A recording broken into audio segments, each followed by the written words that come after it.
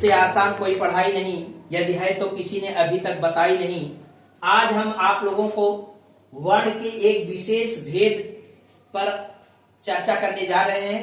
जब हम वर्ण के भेद पर चर्चा कर रहे थे तो हमने कहा था इस बात पे आप हमेशा ध्यान रखेंगे, वर्ण का भेद किस आधार पर पूछा गया है। अभी तक जो भेद था वही मुख्य भेद है और वह होता है उच्चारण में लगे समय के आधार पर। आज हम स्वर तंत्रिकाओं में कंपन के आधार पर भेद की चर्चा करेंगे। ध्यान रहे इस बात का, जैसे हम कभी इस बात पे क्या गौर किए कि जब हम कुछ बोलते हैं तो क्या हमारे मुख से क्या निकलता है, क्या कोई दूत निकल के आता है जो आपको ये समझाता है कि भैया वो बुला रहे हैं, फला बुला रहे हैं, क्या ऐसा होता है? या हमारे भीतर सब जो आवाज है, जो ध्वनियां हैं, पढ़ाई की अलग, गाली की अलग, झगड़े की अलग, क्या उसका डिब्बा है, उसका ढक्कन हम खोल देते हैं, पढ़ाई वाला पढ़ाई बोलने लगता है, या झगड़े वाला झगड़े को बोलने लगता है, गाली वाला गाली बकने लगता है, क्या ऐसा अंदर कोई डिब्बा है क्या?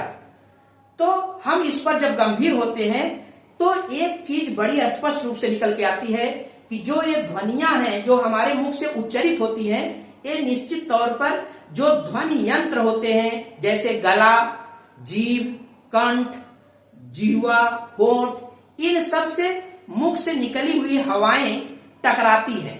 उसी टकराहट में जो कंपन होता है, उसी कंपन से ये ध्वनियां निकलती हैं।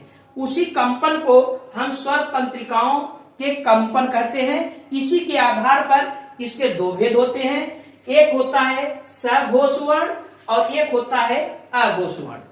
यानी वे वर्ण जिनके उच्चारण में हमारे स्वर तंत्रिकाओं में जितने भी स्वर तंत्रिकाएं हैं मुख्य रूप से उनमें कंपन हो, अर्थात हवा उनसे टकराकर घर्षण उत्पन्न करे, तो ऐसे वर्णों को सघोष वर्ण कहते हैं। अर्थात सघोष वर्ण वे वर्ण होते हैं जो कंपन उत्पन्न करते हैं। इसमें स्वर और व्यंजन जो होते हैं, स्वर जो होता है वह अ, आ, ई, उ, ए, ऐ, ओ, औ, यानी यहां से री को हटा देते हैं। यानी कहने का मतलब इसमें जो टोटल स्वर होते हैं इनकी संख्या 10 है। और सघोष जो व्यंजन होते हैं इसमें क वर्ग के ध्यान दीजिए, तीसरा, चौथा और पांचवा वर्ण,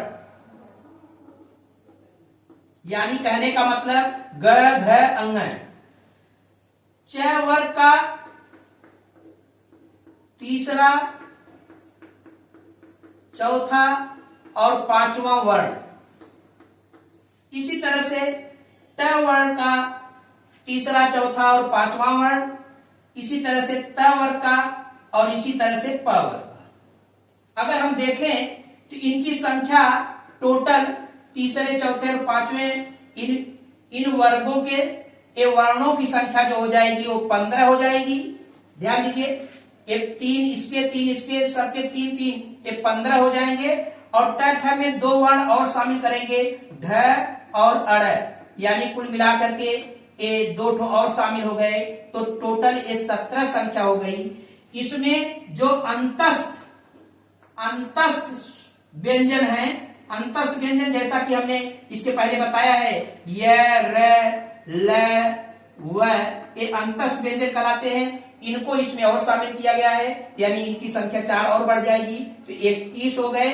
और एक ह और शामिल हो गया, तो टोटल इनकी संख्या 22 होती है।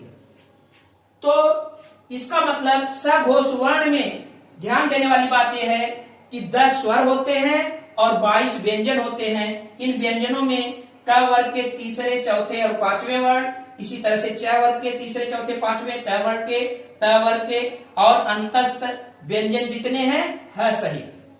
अब बात आती है अघोष वर्ण। इनकी परिभाषा होती है वे वर्ण जिनके उच्चारण में स्वर तंत्रिकाओं में कंपन नहीं होता, उन्हें हम अघोष वर्ण कहते हैं। इसमें केवल व्यंजनों की संख्या होती है। इसमें जो व्यंजन होते हैं ये क वर्ग के जो बचे हुए हैं यहां से, यानी पहला और दूसरा वर्ण, पहला दूसरा वर्ण का मतलब क्या हो जाएगा, क ख, और ख वर्ग, च वर्ग का पहला दूसरा वर्ण, यानी कहने का मतलब च वर्ग का पहला दूसरा वर्ण, और इसी तरह से ट वर्ग का, त वर्ग का और प वर्ग का, यानी टोटल अगर हम देखें इसमें जो वर्ण हो गए ये 10 हो गए, और इसके अलावा जो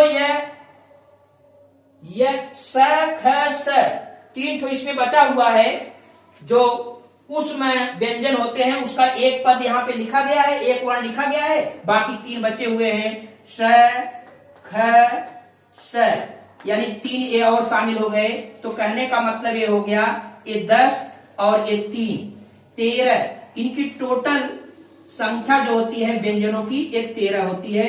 तो ध्यान रहे, क वर्ग के पहले दूसरे वर्ण, च वर्ग के पहले दूसरे वर्ण, यानी क ख च छ ट ठ त थ प फ प्लस स ख स है, ये सब अघोष वर्ण कहलाते हैं। अघोष वर्ण में स्वर नहीं होते, ये व्यंजन ही होते हैं। फिर अगले बार में हम किसी नए टॉपिक के साथ उपस्थित होंगे।